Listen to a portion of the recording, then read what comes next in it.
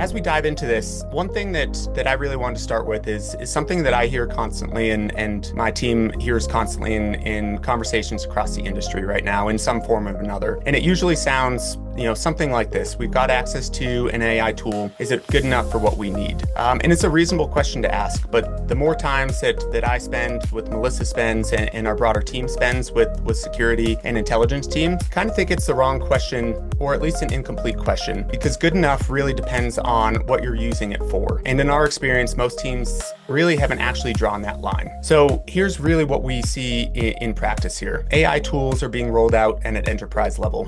As many of you are dropping in the chat, that could be Copilot, it could be ChatGPT, it could be Gemini, it could be Claude. They're landing in the hands of you and your teams who are expected to figure out how to use them. There's often no guidance on which tasks these tools are appropriate for, and there's often no evaluation of whether they meet the standards that you and your teams actually require. Taken a step further, there's rarely anyone asking that harder question. What happens when these tools get something wrong? And is the output, and that output is actually informing a real decision? So that's really what we want to focus on today, is how these models can be used, how they should be used, what are the risks, and what do you as an organization, as a team, need to be communicating across your enterprise?